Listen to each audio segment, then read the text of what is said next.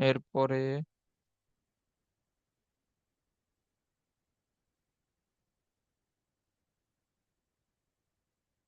এরপরে বি গ্যাসের জন্য সমীকরণটা হবে কি কিরকম? পিবি পিবি আমরা যখন পি গ্যাসের জন্য আংশিক চাপ নিব তখন মোট আয়তনটা আসবে। এটা কত? এটা হচ্ছে 2 ATM। আর এটা হচ্ছে কত? 0.4 লিটার। আর ভি হচ্ছে 0.6। এটা 0.4। এখন এটার অ্যান্সার বলো।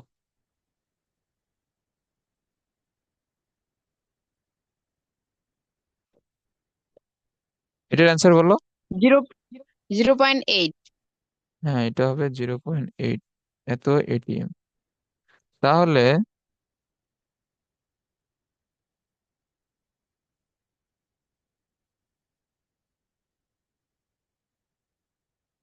মিশ্রণের মোট চাপ, আমরা যদি এখানে একটা পি ধরে নিছি তো এটাকে পি ড্যাশ লিখি। তাহলে এটা কি হবে? P1 + P2 0.9 আর 0.8 মিলে 1.7। তাহলে P is not equal to P dash. তাহলে কি হবে? ডাল্টনের আংশিক চাপ সূত্র অনুসরণ করে না। এটা বুঝছো? হ্যাঁ। ওকে। এরপরে কি আছে? 27 ডিগ্রি সেলসিয়াস উষ্ণতায় 10 লিটার আয়তন সম্পন্ন একটি সিলিন্ডারে এত গ্রাম হিলিয়াম, অক্সিজেন, নাইট্রোজেন আছে। মিশ্রণটির মোট চাপ এবং হিলিয়াম গ্যাসের আংশিক চাপ নির্ণয় করো। ওকে।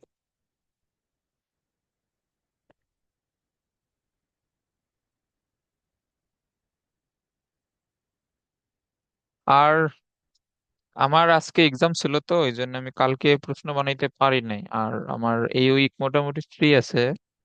তো আজকে হয়তো প্রশ্ন বানাবো সরলরেখার। কালকে কি এক্সাম দিতে পারবা? হ্যাঁ, বিকেলে দিব। আচ্ছা, তাহলে আজকে আমি এখন রাতে প্রশ্ন এখন বানাবো আর কালকে তাহলে এক্সাম দিও। আর মানে তুমি হয়তো এখন আগের চ্যাপ্টার গুলোর পড়া এই যে পড়তেছো, তো আগের চ্যাপ্টার গুলোর পড়া এই যে পড়তে গিয়ে এখন যে চ্যাপ্টার পড়াইতেছি এগুলো যে রিভিশন দিয়ে আসবে না তা না। এই যে আজকে যেগুলো এমসিকিউ সলভ করলাম এগুলো কিন্তু খুবই সহজ, তোমার রিভিশন থাকলে প্রত্যেকটি পারতা। তো তোমার রিভিশন হয়তো অত ভালোভাবে ছিল না। তো বর্তমানে যে চ্যাপ্টার এই যে পড়তেছো ওইটা তো ভালোভাবে পড়তে হবে। আর আগে যেগুলা গ্যাপ গেছে তোমার এক্সামের জন্য ওগুলা তুমি এর ফাঁকে ফাঁকে পড়বা। ওইগুলাও খুবই ভালোভাবে রিভিশন দেয়া লাগবে। সাথে এই এই রানিং চ্যাপ্টারটা অবশ্যই রিভিশন দিয়ে আসবা। ওকে, এখন দেখো এখন এইখানে উম আচ্ছা, মোট চাপ বের করার জন্য এখানে কি লাগবে? মোট চাপ বের করার জন্য তোমাকে মোট মোল সংখ্যাটা জানতে হবে এবং আংশিক চাপের জন্য মোট মোল সংখ্যাটা জানতে হবে। তো আমরা আহ শুরুতে হিলিয়ামের জন্য N1 কি হবে? হিলিয়ামের গিভেন ভর হচ্ছে 0.4। আর হিলিয়ামের আণবিক ভর কত? 4। আচ্ছা, এটা ভাগ করলে কত হয় বলো তো?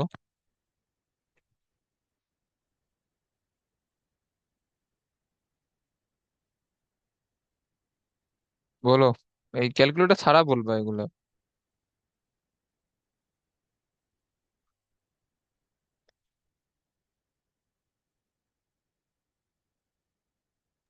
1/, কত হয় 1/10।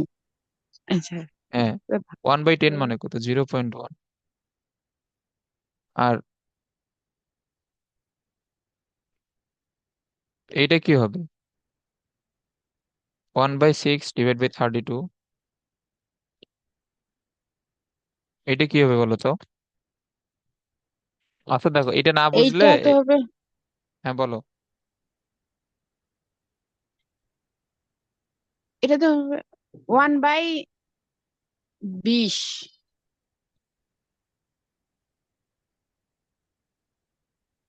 হ্যাঁ, 1/20 আসে? 80 তো। আচ্ছা দেখো, এটা 1/20 আসে কিনা এটা আমি নিজেও জানি না। এখন দেখো, এটা সলভ করার সবচেয়ে ইজিয়েস্ট ওয়ে হচ্ছে তুমি প্রথমে 16/32টা হিসাব করবা।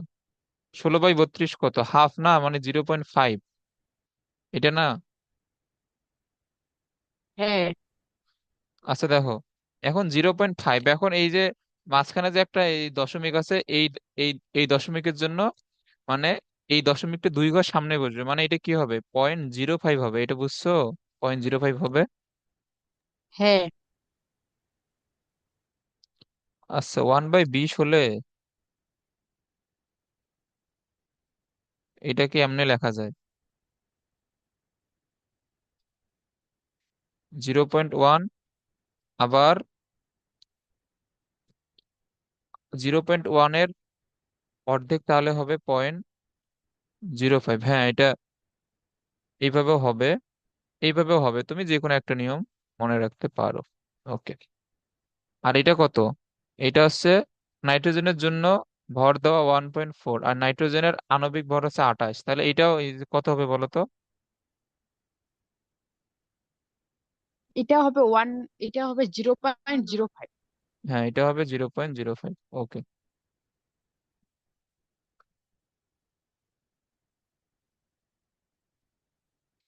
ওকে, এখন এই যে মোট মোল সংখ্যা কত, এগুলা শিখে রাখবা, বুঝছো? এই যে হ্যান্ড ক্যালকুলেশন বলো বা এগুলোকে ব্রেইন ক্যালকুলেশন বলো, যাই বলো, এগুলো তোমার এইচএসসি পর্যন্ত হয়তো অত বেশি কাজে লাগবে না, কারণ এইচএসসি তে ক্যালকুলেটর থাকবে। তোমার কাছে একটা জিনিস না বুঝলো তুমি পেরে যাবা ক্যালকুলেটর ইউজ করে, বাট এইচএসসির পরে দেখবা যে ম্যাক্সিমাম ভর্তি পরীক্ষায় কিন্তু ক্যালকুলেটর থাকবে না। তো এইসব জিনিস না জানলে কিন্তু একদম মানে ভর্তি পরীক্ষায় গিয়ে একদম খুবই বাজে অবস্থা হয়ে যাবে।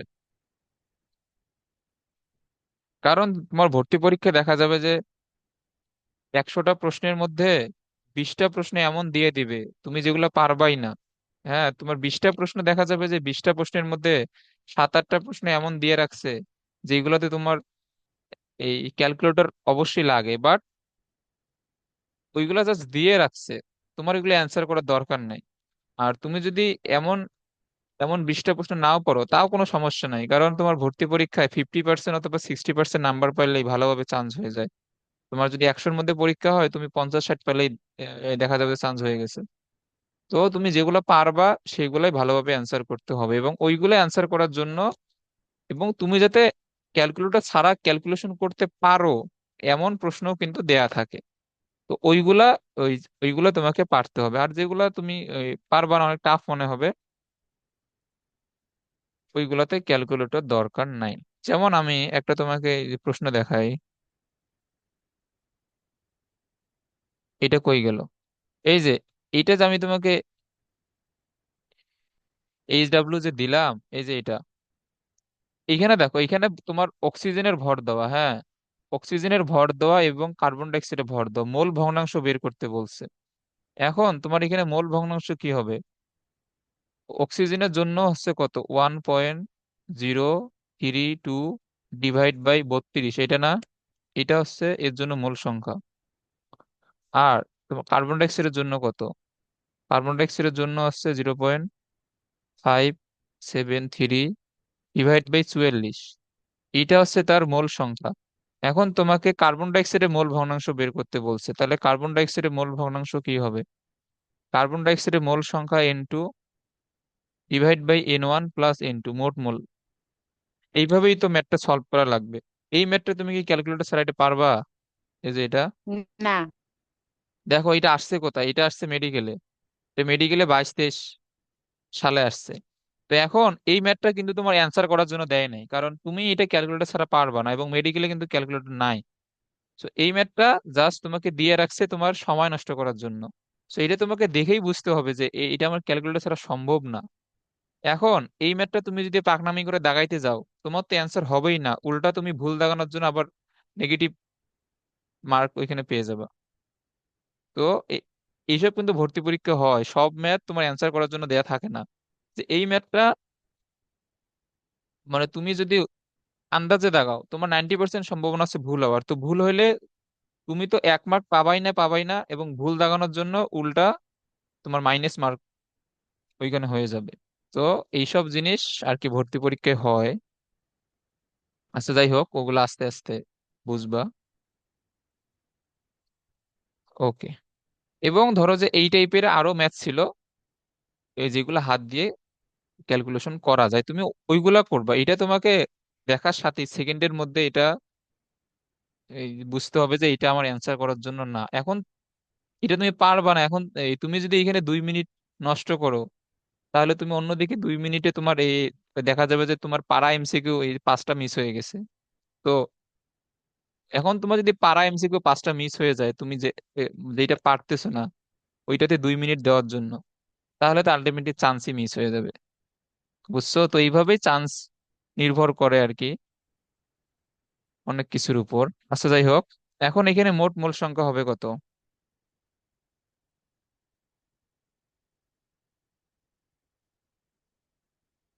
আচ্ছা, এখন এগুলা এই যে ক্যালকুলেটর ছাড়া যোগ করে বলো।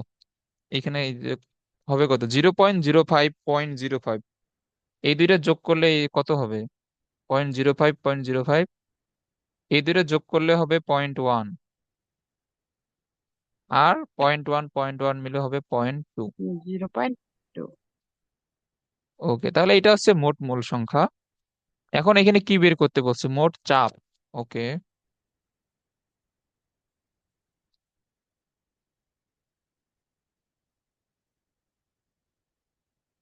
আচ্ছা, মোট চাপের জন্য এখানে সূত্র কি? PV/N/R/T। পি, এখানে মোট আয়তন কত? 10 লিটার।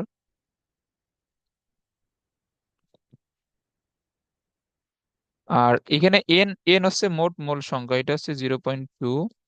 এখন দেখো, তুমি যদি ভি লিখছো লিটারে, সেহেতু এটা হবে 0.082। আর 27 ডিগ্রি সেলসিয়াস মানে 300 কেলভিন। ওকে,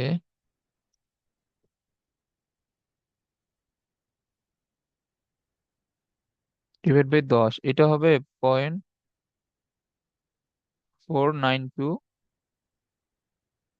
ATM।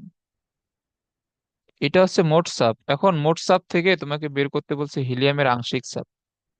তো এটা সূত্র তো জানা আছে যে আংশিক চাপ সমান মোল ভগ্নাংশ ইনটু মোট চাপ। তাহলে আংশিক চাপ এই যে একে ধরো এক্স, না এক্স তো মোল ভগ্নাংশ, হিলিয়ামের আংশিক চাপ হবে P অফ হিলিয়াম। এটা কি হবে? X অফ হিলিয়াম, মানে হিলিয়ামের মোল ভগ্নাংশ। আর এটা কি? ইনটু মোট চাপ। এখন হিলিয়ামের মোল ভগ্নাংশ হবে কত? হিলিয়ামের জন্য মোল সংখ্যা 0.1, এটা কত?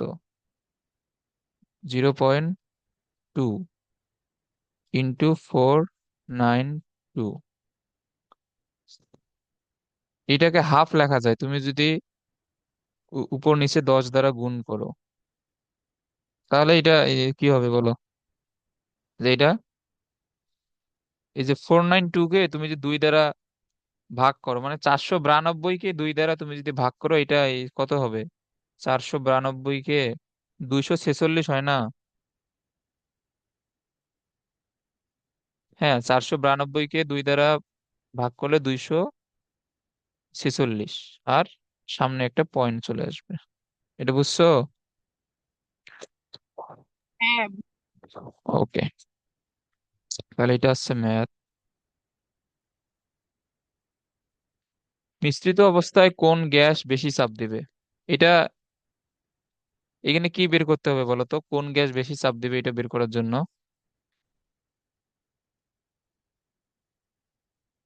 সবগুলারে চাপ বের করা লাগবে নাকি, আংশিক চাপ? হ্যাঁ, এখানে এই গ্যাস আছে মূলত দুইটা, এ গ্যাস আর বি গ্যাস। তো যে গ্যাসের জন্য আংশিক চাপ বেশি হবে, ওই গ্যাস বেশি চাপ দেবে। ওকে, তাহলে আমরা যদি আংশিক চাপ বের করি,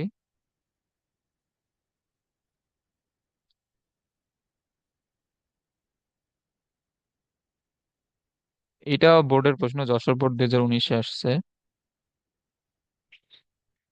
ওকে, এই গ্যাসের জন্য আংশিক চাপ। আচ্ছা, আংশিক চাপের জন্য সূত্রগুলা এখানে কি হবে? পি এ, ভি এ, আংশিক চাপ ইনটু, আমরা যখন আংশিক চাপ নিব তখন কি হবে, মোট আয়তন, অর্থাৎ V A plus V B.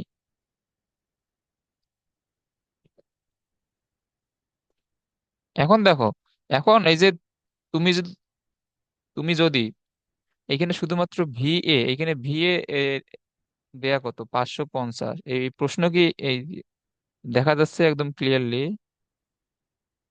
হ্যাঁ। ভি বি দেওয়া 650।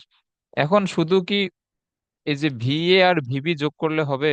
হবে না, কারণ তোমার মাঝখানে একটা কিন্তু স্পেস আছে। তুমি যদি স্টপ কর্ক গুলো যদি খুলে দাও, গ্যাসটা কিন্তু এই পুরো এই জিনিসটার মধ্যে কিন্তু ছোটাছুটি করবে। এই যে মাঝখানে যে স্পেসটা আছে, ওর মধ্যেও কিন্তু গ্যাস ছোটাছুটি করবে। তাহলে স্টপ কর্ক তুমি যদি খুলে দাও, তাহলে এই একটা করে গ্যাসের জন্য মোট আয়তন এখানে কি হবে বলো তো? এখানে শুধুমাত্র ভি এ ভিবি যোগ করলে হবে না, এখানে আরো একটা অংশ নিতে হবে। এটাকে তুমি যদি ভি সি ধরো, এই যে এই অংশটুকুর আয়তন, হুম। তাহলে এখানে ভি সিও যোগ করতে হবে। এটা বুঝছো? হ্যাঁ, অবশ্যই। তো এটা খেয়াল রাখবা, যদি মাঝখানে কোনো স্পেস দেওয়া থাকে এবং ওর আয়তন থাকলে ওইটাও যোগ করতে হবে। তাহলে এখানে পি এ হচ্ছে শুধুমাত্র এ, গ্যাস পাত্রের জন্য চাপ। এখন এটা দেয়া কত, এটা দেওয়া 105 কিলো প্যাসকেল। 105 কিলো প্যাসকেল, তো আমি যদি প্যাসকেলে লিখি 1000 দ্বারা গুণ ভি এ কত।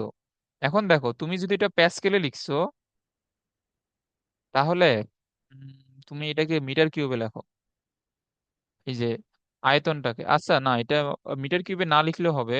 আমরা যদি সবগুলা যদি লিটারে লিখি, ভি এ ডান দিকে তো লিটারে লিখলে তো মানে দুই দিক থেকেই তো চলে যাবে আলটিমেটলি। তাহলে এটা কত, 550 মিলিলিটার, মানে 0.550 লিটার। ওকে, তাহলে P1, আর এটা কত হবে, 550 মানে 0.55 লিটার, 800 মানে 0.8 লিটার, 650 মানে 0.65 লিটার।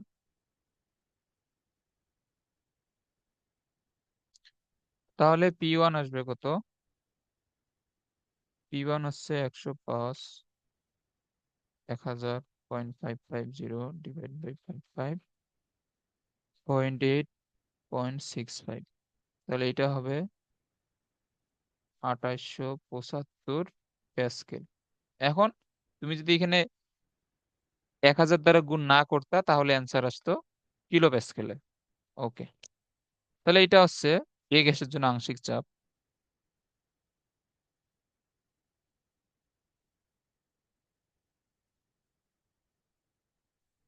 বি গ্যাসের জন্য পিবি ভিবি,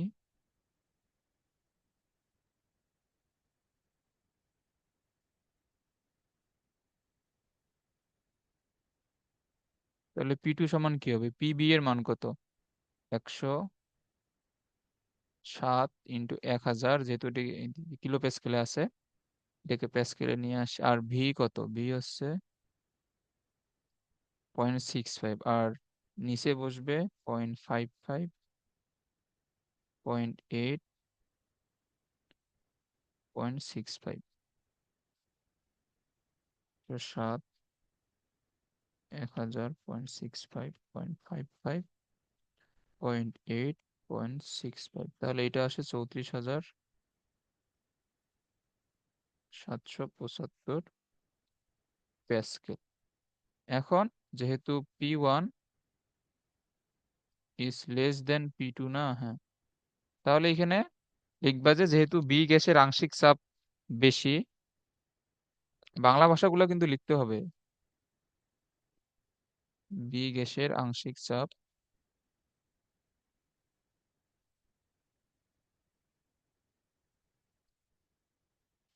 বেশি, অতএব বি গ্যাস বেশি চাপ দিবে।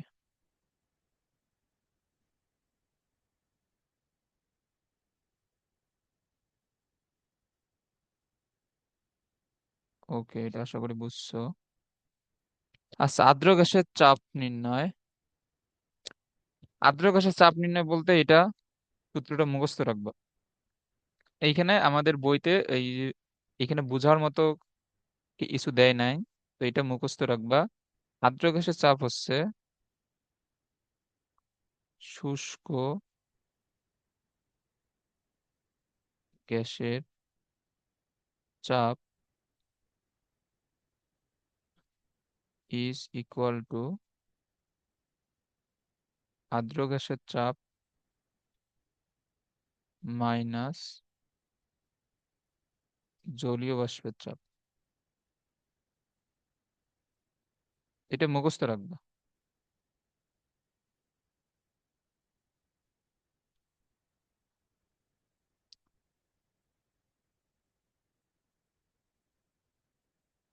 ওকে, এটা তো মুখস্থ রাখবা, কারণ এইখানে আমাদের বইতে এইটা মানে বোঝার মতো ওই রকম কোনো থিওরি বা এই যে প্রমাণ টমাণ এগুলো কিছুই দিয়ে দেয় নাই। এটা মুখস্থ রাখবা। ওকে। এবং এইখানে যে এই যে গ্যাসীয় সূত্রগুলো যে অ্যাপ্লাই করবা, এটা সবসময় শুষ্ক গ্যাসের জন্য অ্যাপ্লাই করতে হবে কিন্তু। এই যে আমরা যতগুলো সূত্র এই পর্যন্ত শিখে এসেছি, বয়েল চার্লস বা যাই বলো, এগুলা কিন্তু সবসময় শুষ্ক গ্যাসের জন্য প্রযোজ্য। তো এখন এখানে প্রশ্ন যদি আর্দ্র গ্যাসের চাপটা দেয়া থাকে, তাহলে ওইখান থেকে শুষ্ক গ্যাসের চাপটা নির্ণয় করে দেন তোমাকে সূত্রগুলো অ্যাপ্লাই করতে হবে। ওকে। এখন দেখো, 17 ডিগ্রি সেলসিয়াস তাপমাত্রায় এত কিলো প্যাসকেল চাপে এত মিটার কিউব হাইড্রোজেন গ্যাসকে পানির উপর সংগ্রহ করা হলো। এখন দেখো, এই যে হাইড্রোজেন গ্যাসকে তুমি যদি পানির উপরে সংগ্রহ করো, তখন এই গ্যাসটা শুষ্ক থাকবে নাকি আর্দ্র থাকবে? আর্দ্র মানে ভিজা আর কি। আর্দ্র হবে। হ্যাঁ, আর্দ্র হবে। আর্দ্র মানে হচ্ছে ভিজা। ওকে। তাহলে এখন তোমাকে, এখন এখানে জলীয় বাষ্পের চাপও দেয়া আছে, তাহলে তোমাকে সূত্র অ্যাপ্লাই করার জন্য অবশ্যই শুষ্ক হাইড্রোজেন গ্যাসের চাপটা বের করতে হবে। আচ্ছা, একটু দাঁড়াও, ফোন আসছে একটা। বল। হ্যাঁ বল। মিল, ডিম আর আলু ঝোল করছে আর ডাল। হ্যাঁ, আছে আছে।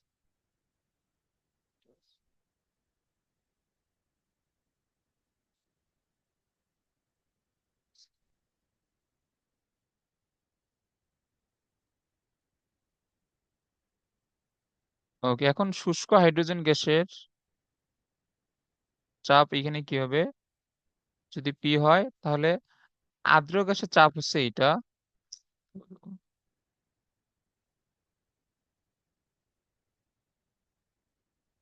আর জলীয় বাষ্পের চাপ হচ্ছে এটা। তাহলে আর্দ্র থেকে জলীয় বাষ্পের চাপটা বিয়োগ করা লাগবে।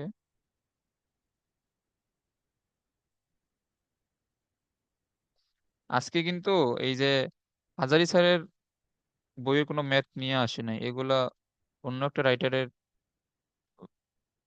বই থেকে নিয়ে আসা। তো সেম টাইপের হাজারি স্যারের বইতে দেখবা যে এই যে ডাল্টনের আংশিক চাপ সূত্রের পরে যতগুলো ম্যাথ আছে, এই যে এই টাইপের ম্যাথও পাবা, যে একটা গ্যাসকে পানির উপর থেকে সংগ্রহ করা, এই টাইপের ম্যাথ গুলা সলভ করবা হাজারি স্যারের বই থেকে। ওকে, তাহলে শুষ্ক গ্যাসের চাপ হচ্ছে এত কিলো প্যাসকেল। ওকে। তাহলে এখন 17 ডিগ্রি সেলসিয়াস তাপমাত্রায় আয়তন দেয়া আছে এত মিটার কিউব, শুষ্ক হাইড্রোজেন গ্যাসের চাপ হচ্ছে এত, মানে এটাকে তুমি যদি T1 ধরো, এটাকে তুমি যদি V1 ধরো, তাহলে এটা কি হবে? এটা হবে P1। এরপরে এরপরে প্রমাণ তাপমাত্রা মানে কি? প্রমাণ তাপমাত্রা মানে এসটিপি। তো এসটিপি বললে তোমার এখানে T2 দেওয়া আছে, P2 দেওয়া আছে, তোমাকে V2টা বের করতে হবে। এটা কি বুঝছো এই ম্যাথটা? হ্যাঁ। তাহলে এখন এই যে চাপ, আয়তন এবং তাপমাত্রা যদি তিনটাই দেওয়া থাকে, তাহলে সূত্র কি? P1 V1/T1, P2 V2/T2, এটা না? হ্যাঁ।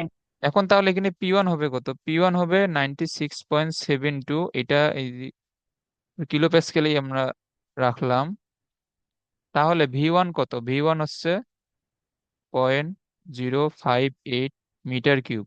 T1 17 ডিগ্রি সেলসিয়াস মানে 290 কেলভিন। আর P2, তাহলে P2 হবে কত? যেহেতু এসটিপি তে চাপ কত? এসটিপি তে চাপ কত? 180। ওয়ান কি? 1 ATM? এটা কি হবে? 101 325 প্যাসকেল। এখন দেখো আমি যেহেতু P1 লিখছি কিলো প্যাসকেল এককে, তাহলে এটাকেও কিলো প্যাসকেল এককে নিয়ে যাইতে হবে। এগুলা খেয়াল রাখবা। তাহলে এটা হবে কিলো প্যাসকেল। তুমি যদি এইটাকে দেখো, এই যে P1 এর মানটা আমরা যেটা বের করলাম, এটাই তো P1 এই কিলো প্যাসকেলে লেখা, এখানেও আমি কিলো প্যাসকেলে লিখছি। তুমি যদি এখানে প্যাসকেলে লিখতে, তাহলে এখানে P2 101 325 পুরোটাই এখানে লিখতেছো। কোন এককে কি লিখতেছো সবগুলো খেয়াল রাখবে। এবং আরেকটা জিনিস ভালোভাবে খেয়াল রাখতে হবে, এটা হচ্ছে পি এর একক দুই দিকেই সেম হইতে হবে, ভি এর এককও দুই দিকেই সেম হইতে হবে। দুইটা ভিন্ন একক নিয়ে কিন্তু করা যাবে না। আচ্ছা, এখন ভি টু এর মানটা বের করতে বলছে। আর T2, এসটিপি তে টেম্পারেচার কত? টেম্পারেচার হচ্ছে 0°C, মানে 273 কেলভিন। তাহলে এখন তুমি এখানে V1 লিখছো মিটার কিউব এককে, তাহলে তোমার ভি টু এর অ্যান্সারটাও আসবে মিটার কিউব এককে।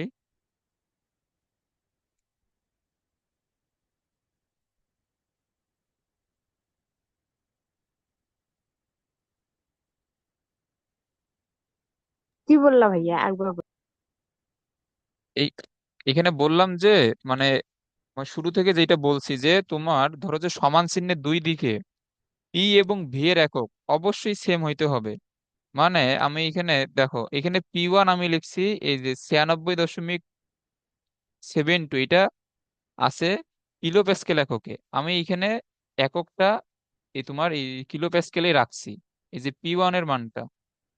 তাহলে P2 কেও অবশ্যই কিলো প্যাসকেলে নিয়ে যেতে হবে। P2 কে তুমি প্যাসকেলে লিখতে পারবে না, অথবা এটিএম অথবা মিলিমিটার মার্কারি কোনো এককে লিখতে পারবে না। মানে সমান চিহ্নের দুই দিকে পি এবং ভি এর একক সেম রাখতে হবে। এখন দেখো, এসটিপি তে P2 মানে 1 ATM, মানে 101 325 প্যাসকেল, কিন্তু এখানে তো প্যাসকেল এককে লেখা যাবে না, কারণ আমি P1 লিখছি কিলো প্যাসকেলে। তাহলে তোমাকে এইটাও 1000 দ্বারা ভাগ করে কিলো প্যাসকেলে নিয়ে গিয়ে 101.325 লিখতে হবে। এটা বুঝছো? হ্যাঁ বুঝছি। ওকে, আর একটা যেটা বললাম যে আমি এইখানে V1 এর মানটা লিখছি মিটার কিউবে, যে দেখো এখানে V1.058 মিটার কিউবে দেওয়া। তো আমি V1 এর মানটা যেটা লিখছি, তাহলে তোমার V2 এর যে অ্যান্সারটা আসবে এটাও মিটার কিউব এককেই আসবে। এবং এখানে যেটা সবচেয়ে ইম্পর্টেন্ট, এটা হচ্ছে সমান চিহ্নের দুই দিকে পি এবং ভি এর একক সেম থাকতে হবে।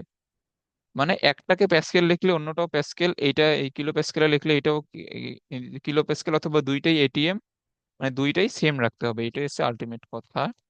তো এখানে অ্যান্সার আসবে কত? এখানে অ্যান্সার আসে 0.0521 মিটার কিউব। এটা বুঝছো ম্যাথটা? হ্যাঁ বুঝছি। ওকে, তাহলে আজকে এরপরে কি আর স্লাইড আছে? না, এরপরে স্লাইড নেই, এটাই লাস্ট স্লাইড। তো এরপরে তুমি হাজারি স্যারের বই থেকে এই যে ডাল্টনের আংশিক চাপ সূত্রের উপর যতগুলো ম্যাথ আছে এগুলো প্র্যাকটিস করিও। নেক্সট ক্লাসে আরো কিছু ম্যাথ এখন প্র্যাকটিস করে আমরা নেক্সট টপিকে যাব। এই পর্যন্ত থাক। আর সরলরেখার এক্সামের প্রিপারেশন নিয়ে আজকে রাতে আমি এখন প্রশ্ন বানাবো, কালকে এক্সাম দিও। আচ্ছা। ঠিক আছে আজকে।